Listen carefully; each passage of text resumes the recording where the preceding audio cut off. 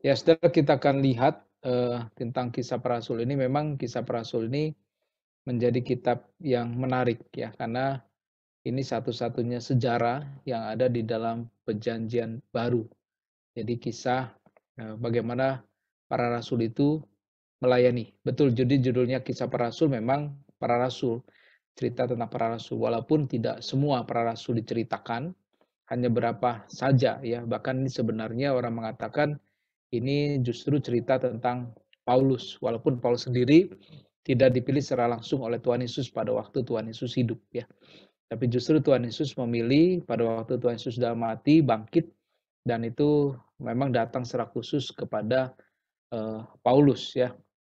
Nah, tapi melalui catatan ini juga menunjukkan bahwa Paulus juga menjadi rasul yang Tuhan pilih. Nah, saudara, di dalam sebenarnya dalam Kisah Rasul ini, kalau kita bisa melihat di dalam satu buku yang ditulis, ya, saudara, di dalam satu buku yang ditulis oleh Dennis Johnson, judulnya itu Berita dari Kisah Para Rasul dalam Sejarah Penebusan. Kisah Para Rasul itu menjadi jembatan dikatakan ya. Jadi antara Injil dan juga para rasul begitu ya, sejarah tentang gereja. Jadi Injil tentang Kristus, kemudian tentang gereja. Nah, jadi KPN ini diletakkan antara Injil dan surat karena untuk menghubungkan catatan tentang Tuhan Yesus dengan surat rasuli. Jadi bisa dikatakan ini jembatannya begitu ya. KPR ini adalah jembatan antara kisah Tuhan Yesus dan kemudian memang surat-surat ya. Surat-surat Paulus tentang gereja itu sendiri, pertumbuhan itu sendiri.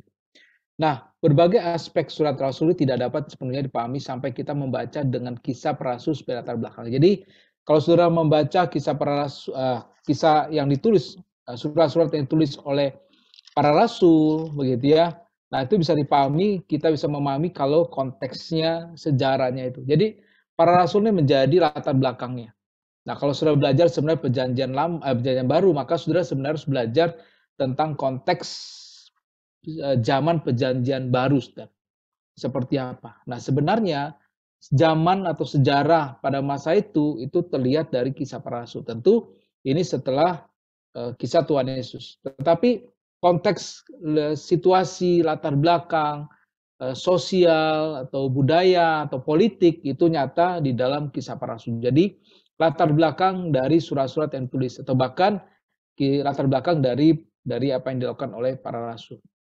Nah, karena itu dikatakan kitab ini juga efektif menghadirkan perkembangan kekristenan dan memaparkan contoh-contoh kelanjutan dari karya Kristus.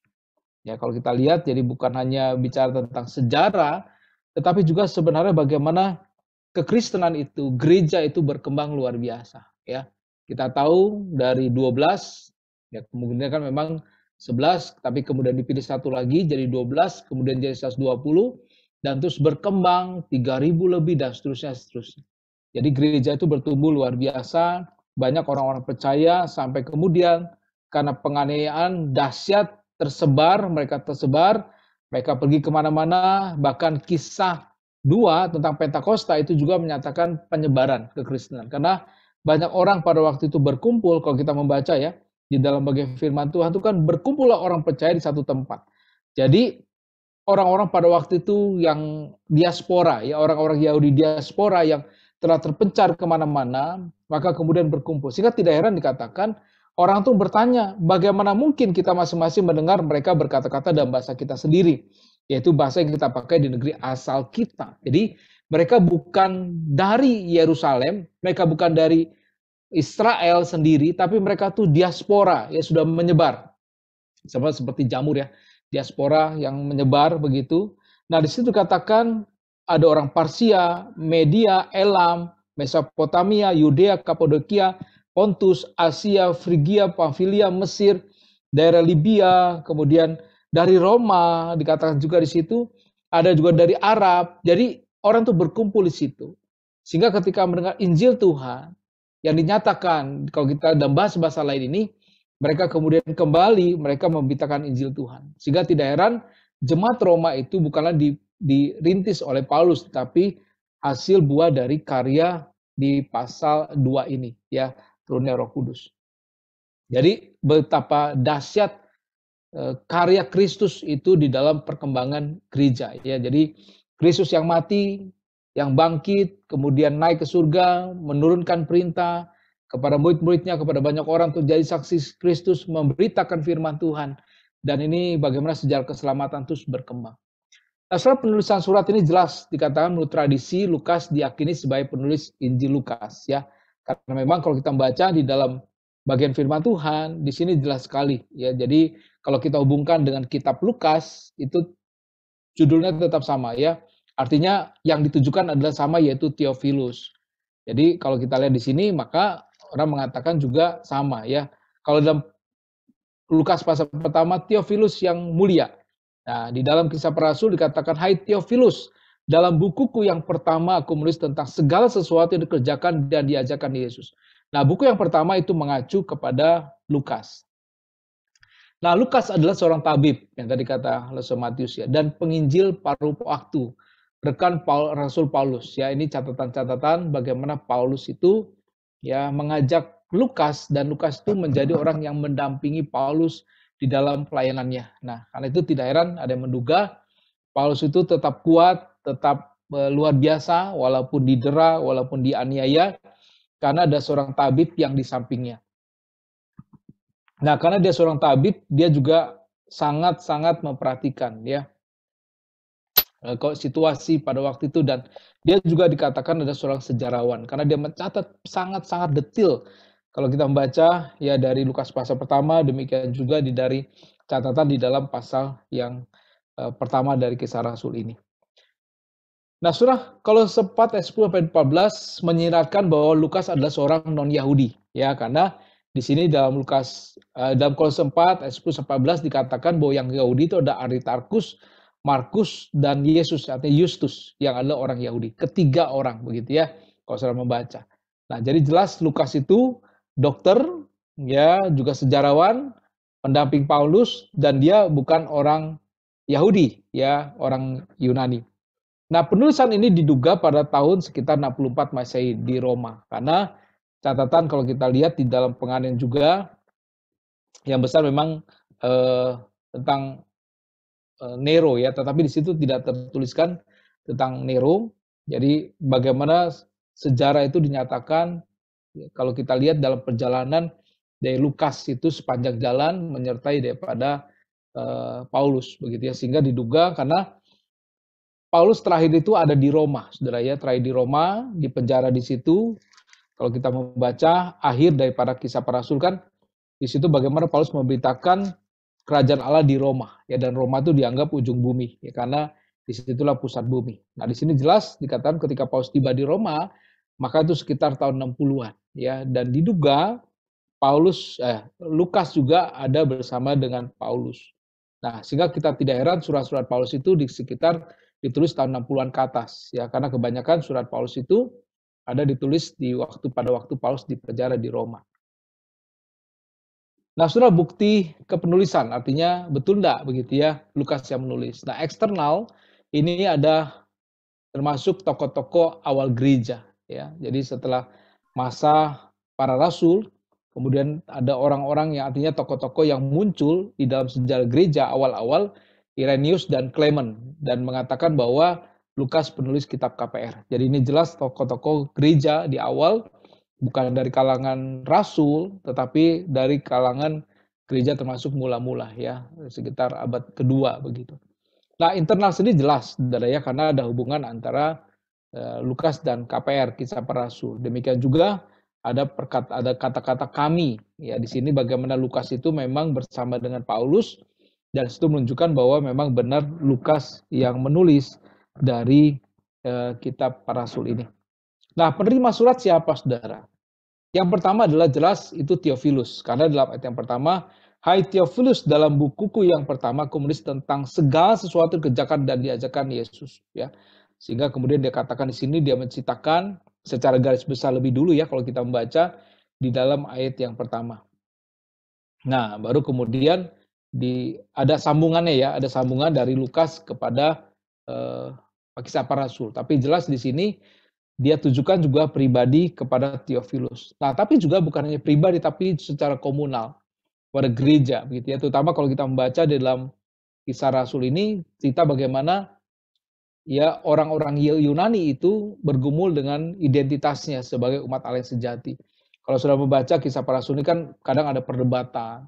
Bahkan kalau kita melihat bagaimana ada seperti dualisme. Dualisme itu artinya ada orang Yahudi yang sudah percaya Tuhan dan ada orang non-Yahudi yang percaya Tuhan. Nah, kalau kita membacakan orang Yahudi, ya pemimpin Yahudi yang sudah percaya Tuhan itu meminta orang non-Yahudi ini harus disunat. Karena kalau tidak disunat mereka tidak dianggap sebagai umat Allah. Karena umat Allah Israel itu sendiri kan harus disunat. Sebelum mereka menjadi umat Allah, mereka harus disunat dari usia 8 hari. Begitu ya, mereka akan masuk terserap umat Allah yang dipilih oleh Tuhan. Tapi orang-orang non-Yahudi ini kan punya ciri sendiri. Dan memang waktu perundingan, debat, atau bisa dikatakan konsili sidang, akhirnya diputuskan mereka tidak perlu untuk disunat, ya kecuali Timotius yang diminta oleh Paulus untuk disunat, ya.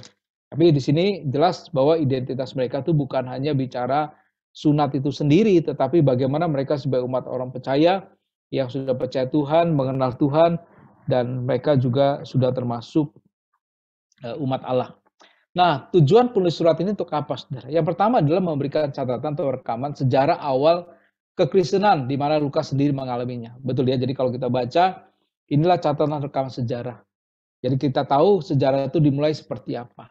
Karena kalau tidak ada surat Kisah Para Rasul, ya atau Kitab Para Rasul ini, maka kita tidak tahu sebenarnya perkembangan gereja seperti apa setelah Tuhan Yesus itu mati dan bangkit, ya. Karena kan kenaikan itu tidak dicatat di dalam.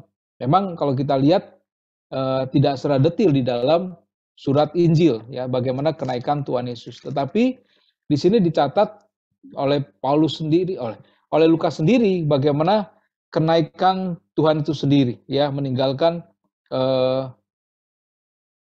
murid-muridnya begitu ya. Kalau kita membaca bagaimana memang sih kalau kita lihat membaca dari Injil yang lain ada pesan terakhir ya, tetapi kalau kita melihat kita tidak tahu bagaimana perkembangan selanjutnya tentang sejarah gereja itu sendiri. Dan akhirnya kita tahu bagaimana perkembangan sejarah gereja itu di awal dari para murid yang menantikan Roh Kudus, kemudian Roh Kudus turun dan disitulah mulai karya area Tuhan yang luar biasa. Ya, banyak orang bertobat, ada sekitar 3.000 kalau kita membaca di dalam pasal 2 ayat 41. Ya, di situ 3.000. Kemudian juga ayat 47 dikatakan tiap-tiap hari menambah jumlah yang diselamatkan begitu ya. Jadi luar biasa Saudara. Jadi bagaimana cara hidup jemaat itu juga diceritakan dan bagaimana juga perkembangan gereja dari yang kecil jadi besar, kemudian berkembang ke daerah-daerah lain, ke kota lain, ke negara lain. Perkembangan Injil, perjalanan Injil Tuhan juga, Paulus juga yang memberitakan Injil. Jadi kita bisa tahu. Nah, kemudian kedua menunjukkan pentingnya karya Roh Kudus di dalam segala peristiwa yang terjadi, baik melalui tanda-tanda dan mujizat maupun pemberitaan Injil. Jadi, orang mengatakan bahwa inilah karya Roh Kudus. Jadi kalau sudah membacakan di dalam Alkitab itu, maka Allah Tritunggal itu nyata berkarya. Kalau kita membaca di dalam Perjanjian Lama, maka yang jelas berkarya adalah Allah Bapa. Dari awal penciptaan, kemudian sampai kitab Maleki. Nah, setelah itu kemudian Injil, Kristus hadir dalam dunia, maka Kristus itu berkarya di dalam dunia, sampainya Kristus naik dan Tuhan Yesus mengutus Roh Kudus turun ke dalam dunia. Nah, Kisah Para Rasul itu menunjukkan bagaimana karya Roh Kudus, Allah Roh Kudus itu berkarya di dalam dunia, di dalam sejarah, ya, dan melalui tanda-tanda mujizat yang ajaib dan pemberitaan Injil yang luar biasa. Jadi banyak-banyak orang bertobat karena digerakkan oleh Roh Kudus, ya. Dan Roh Kudus bekerja mengubah hati manusia. Ya, kita lihat bagaimana tokoh-tokoh diubahkan, ada ahli sihir dan segala macam itu diubahkan, diselamatkan yang misalnya perwira, ya Romawi dan banyak orang-orang yang diubahkan secara pribadi dan juga secara komunal jemaat 3.000-an orang itu juga bisa bertobat itu karena karya Roh Kudus. Nah, saudara, selain itu juga melakukan pembelaan terhadap iman Kristen, terhadap dakwaan dan tekanan dari para pemimpin Yahudi. Jadi kalau kita lihat di dalam kisah ini, para rasul ini banyak sidang-sidang. Bagaimana pemimpin para rasul ditangkap, dituduh, didakwa, mereka menghujat Allah, ya mereka kemudian didera, mereka dipenjara, tapi Tuhan tuh berkarya luar biasa. Tuhan bisa melepaskan gitu ya secara ajaib. Mereka dipenjara, besoknya sudah tidak ada lagi, ya sudah luar biasa. Jadi Allah juga berkarya membela iman Kristen, menjaga para rasul. Nah, pemimpin Yahudi ini saudara terus mengejar. Kalau sudah membaca dalam kisah para rasul ini, ada pemimpin Yahudi, saudara, jadi Yahudi sendiri itu dibagi dua ya. Yang satu sudah bertobat, jadi orang Kristen, yang satunya belum. Nah, yang belum ini saudara selalu mengejar mencari kesalahan. Kalau sudah membaca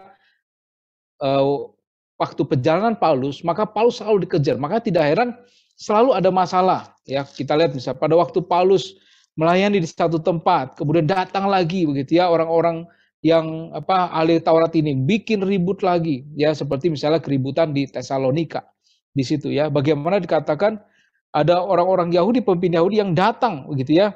Jadi ayat 5, tetapi orang-orang Yahudi menjadi iri hati begitu ya. Kemudian juga ya ketika mereka memberitakan Injil juga ke satu tempat, di situ juga bagaimana mulai orang Yahudi juga, ayat pasal 17 ayat 13.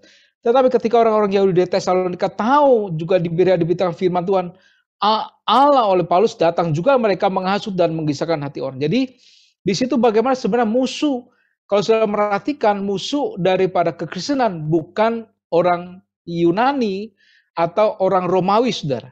Tapi justru dari kalangan orang Yahudi sendiri atau pemimpin Yahudi yang ada di daerah tersebut.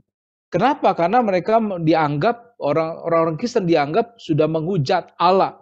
Itu sebagai dosa terbesar. Bahkan hukumannya adalah hukuman mati. Karena mereka tidak mengakui Allah Tritunggal. Mereka hanya mengakui Allah itu Esa. Ya, karena saya juga pernah mengatakan yang membuat Tuhan Yesus dibunuh adalah sebenarnya doktrin Allah Tritunggal. Karena Tuhan Yesus mengaku sebagai Allah. Ya, mereka tidak terima. Allah itu cuma satu, Esa, Allah Bapa saja. Tapi ketika Yesus mengaku sebagai anak Allah, dan para murid juga menyatakan bahwa Yesus adalah anak Allah, disitulah mereka ingin mencegah gereja itu berkembang. Ya, maaf saudara, ini sebenarnya sama ya, sama yang dilakukan oleh sepupu begitu ya. Ya kita nggak teruskan lah ya begitu ya.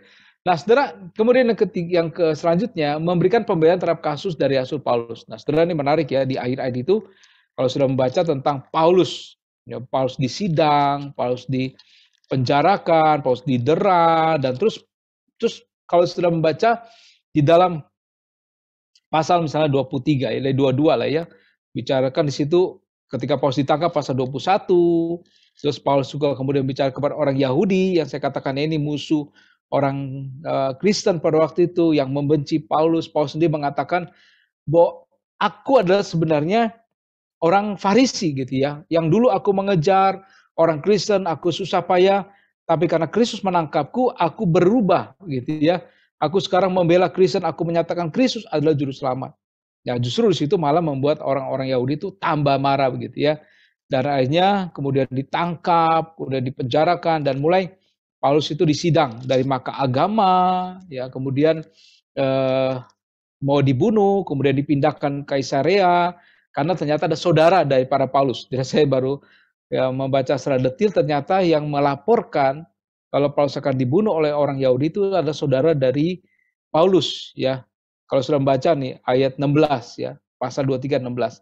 Akan tetapi keponakan Paulus gitu ya, anak saudaranya perempuan mendengar tentang penghadangan itu. Nah, ini sudah menarik ya, ternyata Paulus itu punya saudara perempuan, punya anak, dan kemudian dia lapor kepada pemimpin Romawi, tentara Romawi, sehingga kemudian kepala pasukan itu memerintahkan anak buahnya dengan membawa 200 orang penjaga bersenjata untuk membawa Paulus itu ke Kaisarea. Nah, kemudian di hadapan kepada Felix, kemudian banding lagi ke Festus, kemudian akhirnya ya ada Agripa, Benika, sampai akhirnya ke Kaisar, ya ke Roma. Karena Paulus itu sebagai warga negara Roma, maka dia punya hak sendiri untuk dihakimi di Roma. Dan di segala wilayah orang Romawi, maka warga negara Romawi itu punya keistimewaan. Ini yang menarik ya. Jadi karena Paulus itu orang Romawi, ya punya warga negara Romawi maksud saya, ya walaupun dia adalah orang Yahudi, mungkin karena ada kes tertentu atau dia dia seorang pemimpin sebelumnya, maka dia dianggap sebagai wakil daripada orang Maui. Nah, di situ saudara, dia menggunakan kesempatan itu untuk pergi ke Roma. Ya, karena kalau tidak begitu maka dia bisa mati, saudara ya. Mati karena bisa dijatuhi hukuman oleh Mahkamah Agama dari hukum Taurat ya. Jadi itu bisa dipakai untuk menghukum membunuh daripada Paulus. Tapi Paulus memakai haknya sebagai warga negara Romawi untuk dihakimi sebagai orang Romawi di kota Roma begitu ya. Jadi karena itulah Paulus dibawa pergi ke kota Roma. Nah, kita akan lihat saudara garis besar daripada surat ini ya, pelan-lahan ya. Jadi kalau sudah membaca di dalam ini ya, di dalam 5 ayat pertama itu prolognya. Ya, bagaimana tentang maksud daripada penulisan. Kemudian baru ada peristiwa-peristiwa awal kenaikan Tuhan Yesus, kemudian ada pergantian rasul ya. Dari Yudas Iskariot digantikan oleh Matias. Jadi itu ada 2 orang calon. Ya, kemudian yang terpilih ada Matias. Nah, baru kemudian kelahiran gereja dari pasal 2 ayat 1 saudara dan seterusnya ya sampai pasal 5 begitu ya. Pentakosta itu menjadi awal, kemudian juga ada penyembuhan orang sakit, penawanan Petrus dan Yohanes, kemudian bagaimana juga ada peristiwa-peristiwa ya yang terjadi termasuk ada Ananias dan Safira yang membohongi Petrus ya sehingga kemudian mati. Nah, baru kemudian ada tanda-tanda dalam mujizat yang terjadi itu ya. Tanda-tanda mujizat itu dalam ayat 12 dan seterusnya. Ini luar biasa karena melalui tanda mujizat itu banyak orang percaya. Jadi Allah juga berkarya seperti zaman perjanjian lama itu Elia dan Elisa, maka di dalam gereja itu juga nampak karya Tuhan melalui tanda mujizat. Nah, ini hal penting saudara dalam penginjilan sebenarnya. Walaupun saat ini tidak menjadi prioritas ya mujizat itu sendiri. Tetapi mujizat itu bisa dipakai untuk memberitakan Injil supaya menegaskan bahwa Allah yang dipercaya adalah Allah yang Maha Kuasa.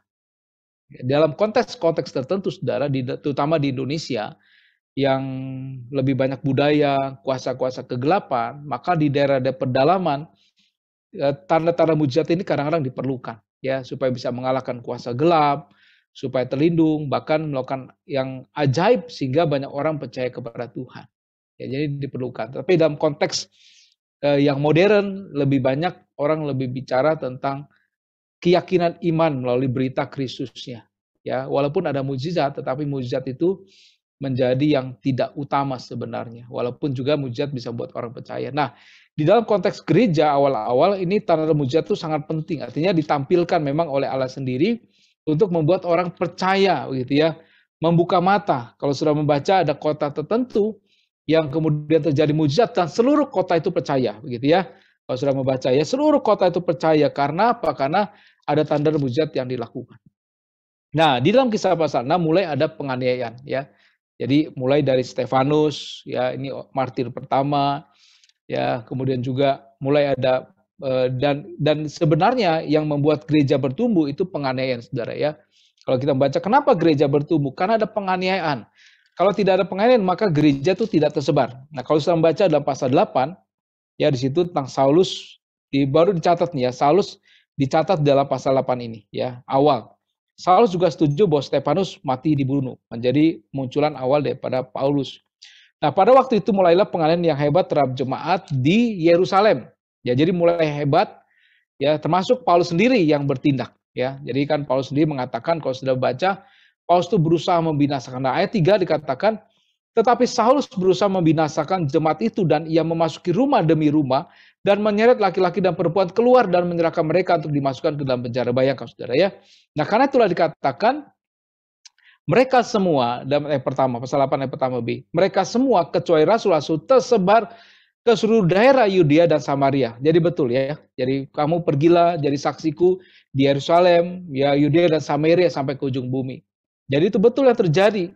Penggenapan perintah Tuhan Yesus itu seharusnya kalau memang mereka taat tidak sampai ada penganiayaan. Tetapi karena kelihatan kehidupan umat Israel orang percaya ya mungkin menyenangkan bersama-sama tapi kemudian tidak menyebar, tapi Tuhan izinkan penganiayaan terjadi itu ya sampai akhirnya mereka tersebar. Nah, Di ayat 4 pasal 8 juga yang sama. Mereka yang tersebar itu menjelajah seluruh negeri itu sambil memberitakan Injil. Sudah menarik ya. Jadi ayat ketiga peran Paulus itu luar biasa. Ditangkap semua, ditangkap dia, dipenjarakan. Nah ini Paulus mengatakan dia dulu begitu ganas. Ya tidak heran. Dia seorang yang ganas. Dia seorang yang penyesa orang-orang Kristen. Makanya dia mengatakan akulah orang yang paling berdosa di antara semua rasul. Karena ini yang dia lakukan. Tapi penganiayaan itu membuat gereja tersebar luar biasa. Ayat yang keempat jelas, mereka yang tersebar itu menjelajah seluruh negeri itu sambil memberitakan Injil, ya tadi Yudea, Samaria, ya dan seterusnya. Nah kemudian saudara itu mulai ya ada pertobatan dari para Paulus. Nah mulai perkembangan Kristen di antara bangsa-bangsa lain dari Petrus sebenarnya bukan Paulus saja tapi Petrus. Petrus Tuhan pakai juga ya. Jadi bagaimana Petrus menyembuhkan Eneas di situ kalau saya membaca ya. Di situ kemudian Diope begitu ya di situ ya. Jadi disembuhkan. Nah, sudah menarik nih ya. Jadi pada waktu Petrus dan pasal 9 pada waktu Petrus menyembuhkan Dorcas ya di sini ya. Diope itu ada seorang murid perempuan bernama Tabita dan bahasa Yunani. Dorcas perempuan itu banyak sekali berbuat baik dan memberi sedekah. Lalu ia sakit dan meninggal. Lalu setelah itu dimandikan, mayatnya dibaringkan ruang atas. Nah, Lida dekat Yope kemudian mendengar, maka kemudian Petrus datang. Ya di situ kemudian Petrus berkata, Tabita bangkitlah. Lalu Tabita membuka matanya dan melihat. Ketika melihat Petrus, ia bangun lalu duduk. Ini tanda-tanda mujizat yang luar biasa dilakukan oleh Petrus. Nah, apa yang terjadi ayat 42? Ya, peristiwa itu tersiar di seluruh Yope dan banyak orang menjadi percaya kepada Tuhan. Ya, jadi di situ banyak orang percaya kepada Tuhan karena peristiwa ini. Ya. Nah, kemudian saudara ada Cornelius juga Petrus menyampaikan Injil. Terus kemudian mulai ya ada murid rasul yang dibunuh, kemudian tapi bagaimana karya Allah itu berkarya luar biasa membebaskan, melepaskan ya. Termasuk dalam bagian ini Herodes dibunuh karena dibunuh oleh Tuhan karena dia menganggap dirinya sebagai Allah. Dia mengatakan ini suara Allah dan bukan suara manusia. Nah, baru kemudian saudara perjalanan misi dari para Paulus ya. Paulus dan Barnabas diutus di dalam pasal 13 di situ dia pergi ke Siprus, kemudian dia Pisidia, ya, kemudian kota lain Iconium, Listra, Derbe, Antioquia, dan kemudian setelah balik lagi sidang pasal 15 menceritakan bagaimana karya Tuhan itu luar biasa, ya. Di situ kemudian, nah surat diantarkan ke Antioquia itu sebenarnya menjadi hasil dari sidang Yerusalem, yaitu yang bercerita tentang orang Yahudi, orang non-Yahudi yang percaya kepada Tuhan. Jadi sidang itu kan bicara bagaimana orang-orang Yahudi yang percaya Tuhan itu menuntut orang-orang Yunani atau orang non-Yahudi untuk disunat. Nah, kemudian perdebatan akhirnya mereka memutuskan tidak perlu. Nah, kemudian surat diantarkan dan di situ mereka sangat senang karena mereka diterima, ya.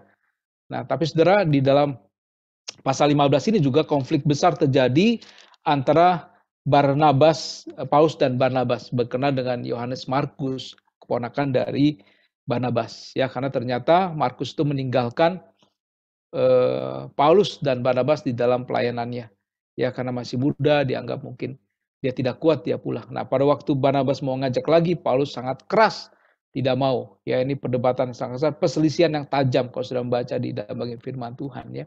Tapi bersyukur Barnabas akhirnya tetap berangkat mengajak Markus dan Markus kemudian menjadi orang yang berubah ya. Bahkan akhirnya Paulus sendiri mengatakan, bawalah Markus kepadaku ya, karena dia juga menjadi rekan pelayananku. Jadi ternyata ketika sudah dibimbing oleh Barnabas, Markus itu menjadi orang yang luar biasa. Ya, ini memang bicara tentang mentoring ya, bagaimana Barnabas dimentor ya. Nah, Paulus memilih Silas untuk perjalanan misi yang kedua. Nah, jadi Timotius juga bergabung di situ ya. Kalau kita lihat, nah, jadi Paulus mau supaya menyertai dalam perjalanan. Paulus menyuruh menyunatkan dia karena orang-orang Yahudi daerah itu, sebab setiap orang tahu bahwa bapaknya adalah orang Yunani. Ini memang menjadi misteri juga ya. Tapi satu sisi memang ini menunjukkan bahwa Timotius itu separuh orang Yahudi.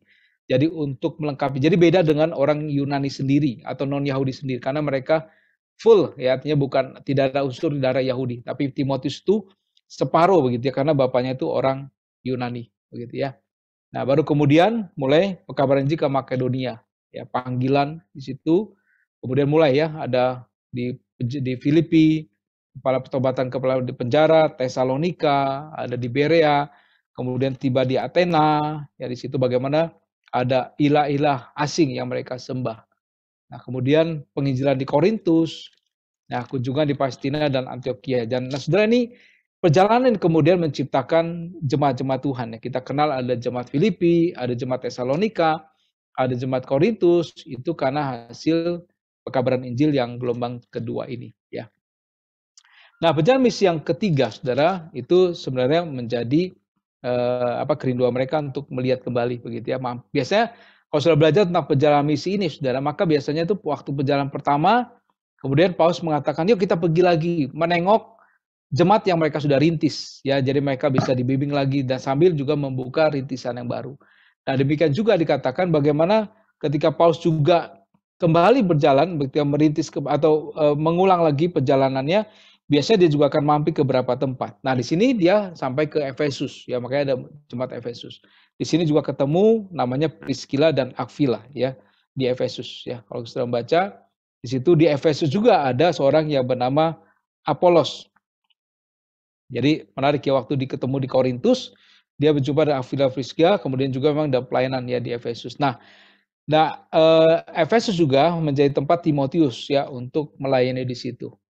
Nah, setelah kemudian terjadi masalah di Efesus ya, kunjungan singkat di situ, ada perjalanan juga pesan di situ, ada anak-anak sekewa ya peristiwa di situ, kemudian kunjungan ke Tirus ya di Efesus kan ada huru-hara di situ tentang dewa-dewa ya. Jadi orang-orang yang di situ tidak mau mereka tuh merusak penyembahan kepada dewa Artemis ya di situ.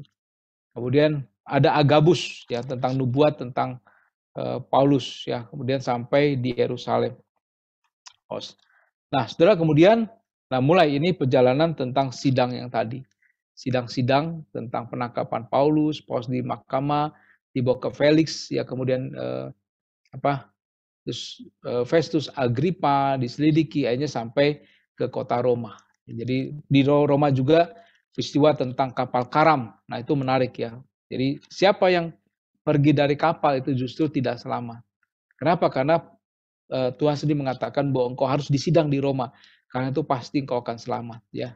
Begitu ya. Nah, akhirnya Paulus di Roma, ditahan di sana, tapi yang menarik adalah Paulus masih walaupun dia dipenjarakan, tapi dia punya kesempatan juga bisa tinggal di rumah begitu ya, disewa sendiri di dalam ayat-ayat yang terakhir ya. Dan kemudian di situ dengan terus terang dan tanpa rintangan apa-apa yang memberitakan kerajaan Allah dan mengajar tentang Tuhan Yesus Kristus, itu menarik ya.